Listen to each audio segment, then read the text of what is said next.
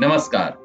मैं हूं आपका दोस्त अनुज गोस्वामी और प्रेमचंद मेरी आवाज में इस श्रृंखला में आज आप जो कहानी सुनने जा रहे हैं उसका शीर्षक है नशा। ईश्वरी एक बड़े जमींदार का लड़का था और मैं गरीब क्लर्क का, जिसके पास मेहनत मजदूरी के सिवा और कोई जायदाद ना थी। हम दोनों में परस्पर बहसें हुआ करती थी।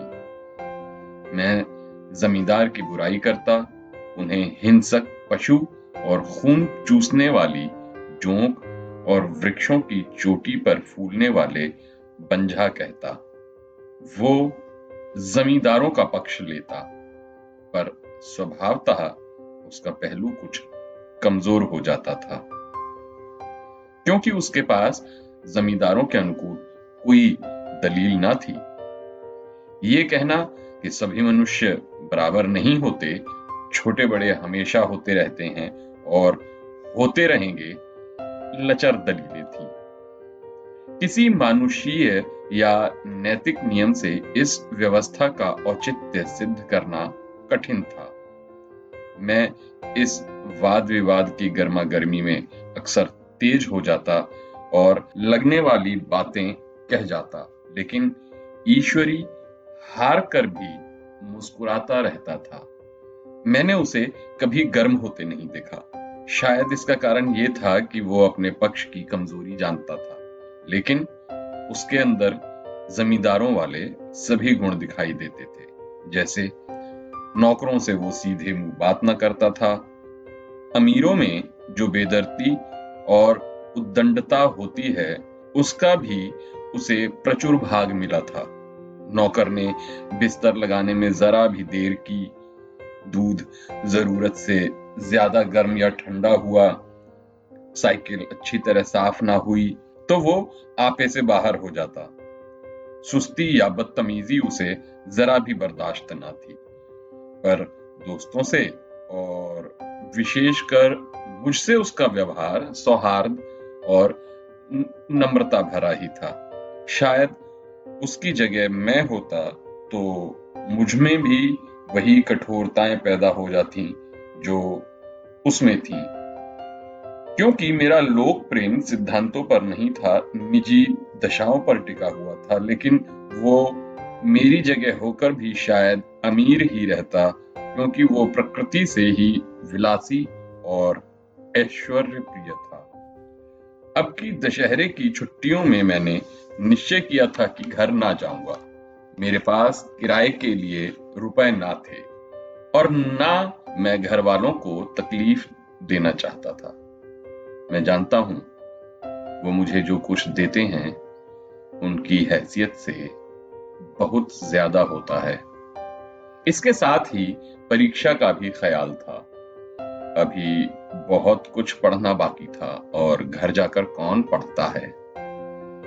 बोर्डिंग हाउस में भूत की तरह अकेले पड़े रहने को भी जीना चाहता था, लेकिन जब ईश्वरी ने मुझे अपने घर चलने का न्योता दिया तो मैं बिना आग्रह के राजी हो गया।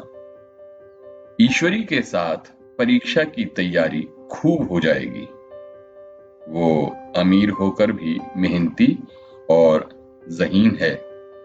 उसने इसके साथ ही कहा, लेकिन मेरे भाई एक बात का ख्याल रखना, वहां अगर जमींदारों की निंदा की तो मामला बिगड़ जाएगा और मेरे घर वालों को बुरा लगेगा। वे लोग तो असामियों पर इसी दावे से शासन करते हैं कि ईश्वर ने असामियों को उनकी सेवा के लिए ही पैदा किया है। असामी भी यही समझता है। अगर उसे सुझा दिया जाए कि जमींदार और असामी में कोई मौलिक भेद नहीं है तो जमींदारी का कहीं पता ना लगे, ठीक है? मैंने कहा, तो तुम क्या समझते हो कि मैं वहां जाकर कुछ और हो जाऊंगा? हाँ, मैं तो यही समझता हूं।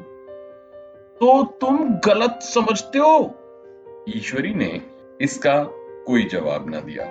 कदाचित उसने मामले को मेरे विवेक पर छोड़ दिया और बहुत अच्छा किया। अगर वो अपनी बात पर अड़ता तो मैं भी जिद पकड़ लेता। सेकंड क्लास तो क्या, मैंने कभी इंटर क्लास में भी सफर न किया था। अब की सेकंड क्लास में सफर करने का सौभाग्य प्राप्त हुआ। गाड़ी तो 9 बजे रात को आती थी, पर यात्रा के हर्ष से हम शाम को ही स्टेशन जा पहुंचे। कुछ देर इधर उधर सैर करने के बाद रिफ्रेशमेंट रूम में जाकर हम लोगों ने भोजन किया। मेरी वेशभूषा और रंग ढंग से पारखी खानसामों को ये पहचानने में देर ना लगी कि मालिक कौन है और पिछलग्गू कौन। लेकिन ना जाने क्यों मुझे उनकी गुस्ताखी बुरी लग रही थी। पैसे ईश्वरी की जेब से गए। शायद मेरे पिता को जो वेतन मिलता है उससे ज्यादा इन खानसामों को इनाम इकराम में मिल जाता हो। एक अठन्नी तो चलते समय ईश्वरी ही ने दे दी थी। फिर भी मैं उन सबों से उसी तत्परता और विनय की प्रतीक्षा करता था जिससे वे ईश्वरी की सेवा कर रहे थे। ईश्वरी के हुक्म पर सब के सब क्यों दौड़ते हैं, लेकिन मैं कोई चीज मांगता हूं तो उतना उत्साह नहीं दिखाते। भोजन में कुछ स्वाद न मिला। वह भेद मेरे ध्यान को संपूर्ण रूप से अपनी ओर खींचे हुए था। गाड़ी आई, हम दोनों सवार हुए। खानसामों ने ईश्वरी को सलाम किया, मेरी ओर देखा भी नहीं। ईश्वरी ने कहा, कितने तमीजदार हैं ये सब। एक हमारे नौकर हैं कि कोई काम करने का ढंग नहीं।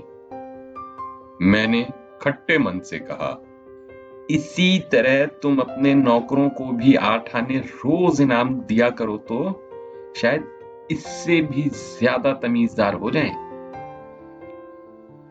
तो तुम क्या समझते हो, ये सब केवल इनाम के लालच में इतनी इज्जत करते हैं?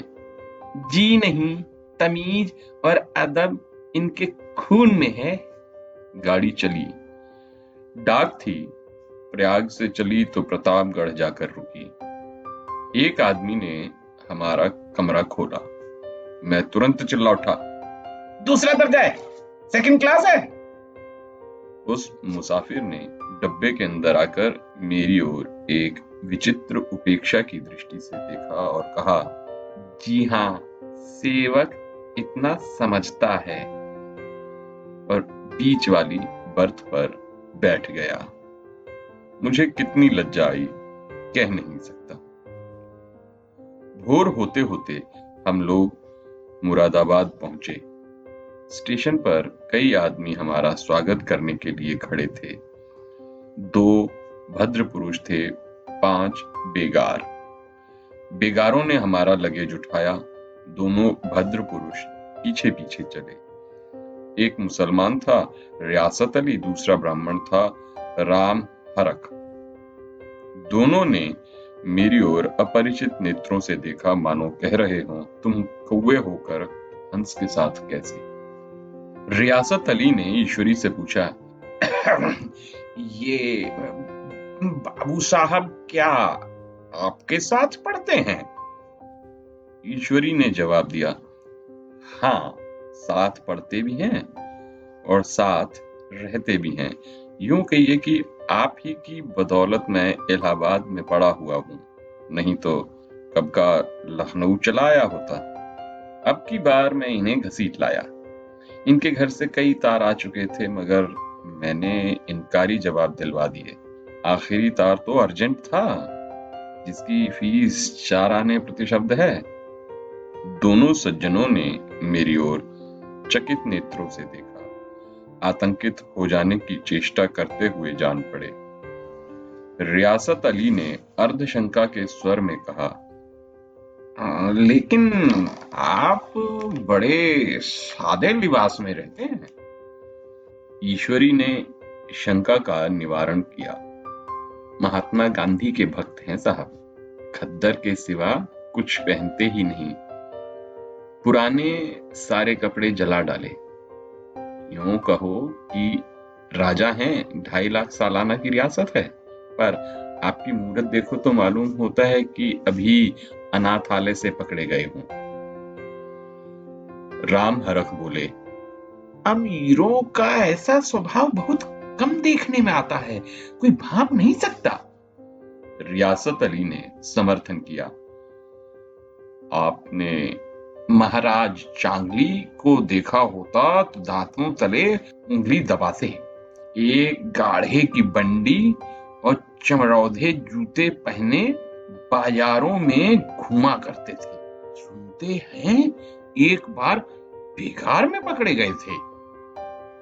मैं मन में कटा जा रहा था, पर न जाने क्या बात थी कि ये सफेद झूठ उस वक्त मुझे हास्यास्पद न जान पड़ा।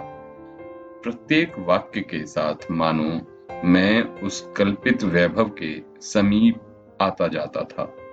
मैं शहसवार नहीं हूं। हाँ, लड़कपन में कई बार लद्दू घोड़ों पर सवार हुआ हूं। यहाँ देखा तो 2 घोड़े हमारे लिए तैयार खड़े थे। मेरी तो जान ही निकल गई। सवार तो हुआ, पर बोटियां कांप रही थीं। मैंने चेहरे पर शिकन न पड़ने दी।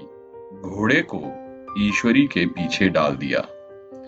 खैरियत ये हुई कि ईश्वरी ने घोड़े को तेज न किया, वरना शायद मैं हाथ पांव तुड़वा कर ही लौटता। संभव है ईश्वरी ने समझ लिया होगा कि वो कितने पानी में है। ईश्वरी का घर क्या था, किला था। इमाम बाड़े का सा फाटक, द्वार पर पहरेदार टहलता हुआ, नौकरों का कोई हिसाब नहीं। एक हाथी बंधा हुआ था और ईश्वरी ने अपने पिता, चाचा, ताऊ सबसे मेरा परिचय कराया, और उसी अतिशयोक्ति के साथ। ऐसी हवा बांधी कि कुछ न पूछिए। नौकर चाकर ही नहीं, घर के सब लोग भी मेरा सम्मान करने लगे। देहात के जमींदार लाखों का मुनाफा, मगर पुलिस कांस्टेबल को भी अफसर समझने वाले। कई महाशय तो मुझे हुजूर हुजूर कहने लगे। जब जरा एकांत हुआ तो मैंने ईश्वरी से कहा, तुम बड़े शैतान हो यार, मेरी मिट्टी क्यों पलीद कर रहे हो? ईश्वरी ने सुदृढ़ मुस्कान के साथ कहा, इन गधों के सामने यही चाल जरूरी थी, वरना सीधे मुंह बात नहीं करता कोई। जरा देर के बाद एक नाई हमारे पांव दबाने आया। कुंवर लोग स्टेशन से आए हैं, थक गए होंगे। ईश्वरी ने मेरी ओर इशारा करके कहा, पहले कुंवर साहब के पांव दबा। मैं चारपाई पर लेटा हुआ था। मेरे जीवन में शायद ही कभी किसी ने मेरे पांव दबाए हों। मैं इसे अमीरों के चोचले, रईसों का गधापन और जाने क्या क्या कहकर ईश्वरी का परिहास किया करता था, और आज मैं रईस बनने का स्वांग कर रहा था। इतने में 10 बज गए। पुरानी सभ्यता के लोग थे। नई रोशनी अभी केवल पहाड़ की चोटी तक पहुंची थी। अंदर से भोजन का बुलावा आया। हम स्नान करने चले गए। मैं हमेशा अपनी धोती खुद छांट लिया करता हूं, मगर यहाँ मैंने ईश्वरी की ही भांति अपनी धोती भी छोड़ दी। अपने हाथों अपनी धोती छांटते शर्म आ रही थी। अंदर भोजन करने चले। होटल में जूते पहने मेज पर डटते थे। यहाँ पांव धोना आवश्यक था। कहार पानी लिए खड़ा था। ईश्वरी ने पांव बढ़ा दिए, कहार ने उसके पांव धोए। मैंने भी पांव बढ़ा दिए, कहार ने मेरे पांव भी धोए। मेरा यह विचार न जाने कहां चला गया कि हम सब एक समान हैं। सोचा था वहां देहात में एकाग्र होकर खूब पढ़ेंगे, पर सारा दिन सैर सपाटे में कट जाता था। कहीं नदी में बजरे पर सैर कर रहे हैं, कहीं मछलियां या चिड़ियों का शिकार खेल रहे हैं, कहीं पहलवानों की कुश्ती देख रहे हैं, कहीं शतरंज पर जमे हैं। ईश्वरी खूब अंडे मंगवाता और कमरे में स्टोव पर ऑमलेट बनते। नौकरों का एक जत्था हमेशा घेरे रहता। अपने हाथ पांव हिलाने की कोई जरूरत नहीं। केवल जुबान हिला देना ही काफी था। नहाने बैठे तो आदमी नहलाने को हाजिर, लेटे तो आदमी पंखा झलने को खड़े रहे। मैं महात्मा गांधी का कुंवर चेला मशहूर था। भीतर से बाहर तक मेरी धाक थी। नाश्ते में जरा भी देर ना हो पाए, कहीं कुंवर साहब नाराज ना हो जाएं। बिछावन ठीक समय पर लग जाए, कुंवर साहब के सोने का वक्त हो चला है। मैं ईश्वरी से भी ज्यादा नाजुक दिमाग बन गया, या बनने पर मजबूर किया गया था। ईश्वरी अपने हाथ से बिस्तर बिछा ले, लेकिन कुंवर मेहमान अपने हाथों से कैसे अपना बिछावन बिछा सकते हैं? उनकी महानता में बट्टा लग जाएगा। एक दिन सचमुच ऐसा ही हुआ। ईश्वरी घर में था, शायद अपनी माताजी से कुछ बातचीत करने में देर हो गई। यहाँ 10 बज गए। मेरी आंखें नींद से झपक रही थी, मगर बिस्तर कैसे लगाऊं? कुंवर जो ठहरा। कोई 11:30 बजे मेहरा आया। बड़ा मुंह लगा नौकर था। घर के धंधों में मेरा बिस्तर लगाने की उसे सुध ही नहीं रही। अब याद आई तो भागा हुआ आया। मैंने ऐसी डांट बताई कि उसने भी याद किया होगा। ईश्वरी मेरी डांट सुनकर बाहर निकला और बोला, तुमने बहुत अच्छा किया। ये सब हरामखोर इसी व्यवहार के योग्य हैं। इसी तरह ईश्वरी एक दिन एक जगह दावत में गया हुआ था। शाम हो गई पर लैंप ना जला। लैंप मेज पर रखा हुआ था। दियसलाई भी वहीं थी, लेकिन ईश्वरी खुद कभी लैंप नहीं जलाता था। फिर कुंवर साहब कैसे जलाएं? मैं झुंझला रहा था। समाचार पत्र आया रखा हुआ था। जी उधर लगा हुआ था, पर लैंप नदारद। दैव योग से उसी वक्त मुंशी रियासत अली आ निकले। मैं उन्हीं पर उबल पड़ा। ऐसी फटकार बताई कि बेचारा उल्लू हो गया। तुम लोगों का इतनी फिक्र नहीं कि लैंप जलवा दो? मालूम नहीं ऐसे कामचोर आदमियों को यहाँ कैसे गुजर होती है। मैं यहाँ घंटे भर से इंतजार कर रहा हूँ, हैं? निर्वाह नहीं है कहीं। रियासत अली ने कांपते हुए हाथों से लैंप जला दिया। वहां एक ठाकुर अक्सर आया करता था। कुछ मनचला आदमी था, पर महात्मा गांधी का परम भक्त था। मुझे महात्मा जी का चेला समझकर मेरा बड़ा लिहाज करता था, पर मुझसे कुछ पूछते संकोच भी करता था। एक दिन मुझे अकेला देख कर आया और हाथ बांध कर बोला, सरकार तो गांधी बाबा के चेले हैं ना? लोग कहते हैं कि वहां सुराज होगा तो जमींदार नहीं रहेंगे। मैंने शान जमाई। जमींदारी के रहने की जरूरत ही क्या है? ये लोग गरीबों का खून चूसने के सिवा और क्या करते हैं? ठाकुर ने फिर पूछा, तो क्या सरकार सब जमींदारों की जमीन छीन ली जाएगी? मैंने कहा, बहुत से लोगों ने तो खुशी से देने की बात कर दी है।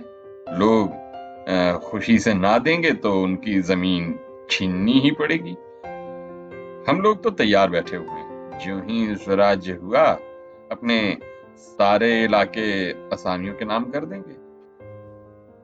मैं कुर्सी पर पांव लटकाए बैठा था। ठाकुर मेरे पांव दबाने लगा, फिर बोला, आजकल जमींदार लोग बड़ा जुल्म करते हैं, मैंने सुना सरकार। हमें भी हुजूर अपने इलाके में थोड़ी सी जमीन दे दें तो चलकर वहीं आपकी सेवा में रहें। मैंने कहा, अभी तो मेरा कोई अख्तियार नहीं है भाई, लेकिन ज्यों ही अख्तियार मिला तो मैं सबसे पहले तुम्हें बुलाऊंगा। तुम्हें मोटर ड्राइवरी सिखाकर अपना ड्राइवर रख लूंगा, ठीक है? सुना उस दिन ठाकुर ने खूब भंग पी और अपनी स्त्री को खूब पीटा और गांव के महाजन से लड़ने तक को तैयार हो गया। छुट्टी इस तरह समाप्त हुई और फिर हम प्रयाग चल पड़े। गांव के बहुत से लोग हम लोगों को स्टेशन पहुंचाने आए। ठाकुर तो हमारे साथ स्टेशन तक आया। मैंने भी अपना पार्ट खूब सफाई से खेला अपनी विनय और देवत्व की मुहर हरेक के हृदय पर लगा दी। जी तो चाहता था हरेक को अच्छा इनाम दूं, लेकिन ऐसी सामर्थ्य कहाँ थी।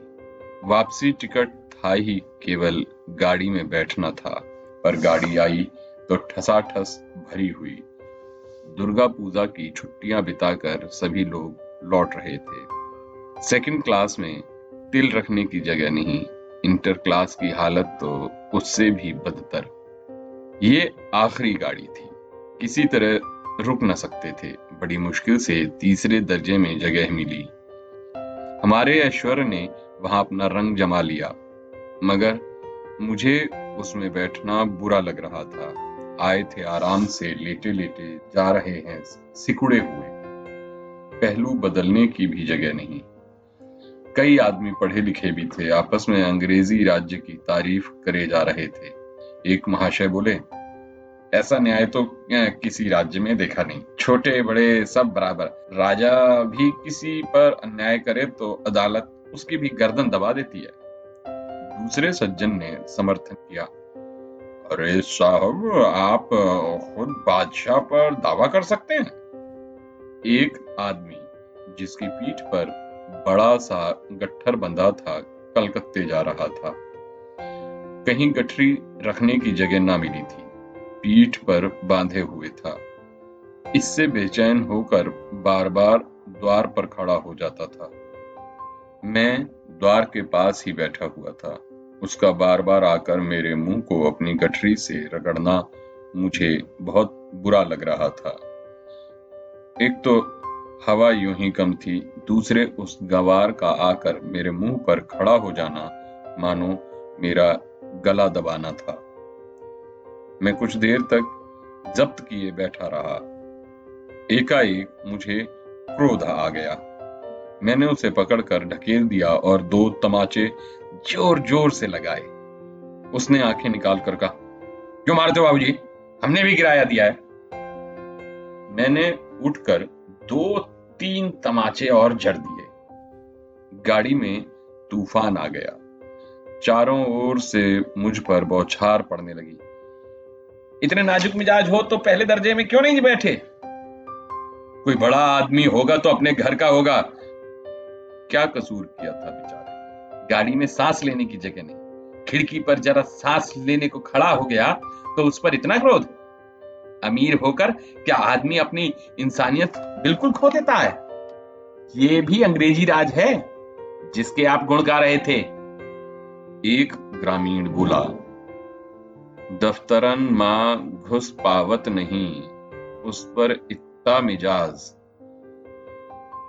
ईश्वरी ने अंग्रेजी में कहा, What an idiot you are, dear। और मेरा नशा कुछ कुछ उतरता हुआ महसूस होता था। ये थी मुंशी प्रेमचंद की एक और कहानी। अगली कहानी आने तक बस थोड़ा सा इंतजार, और तब तक अपने दोस्त अनुज गोस्वामी को दीजिए इजाजत। नमस्कार।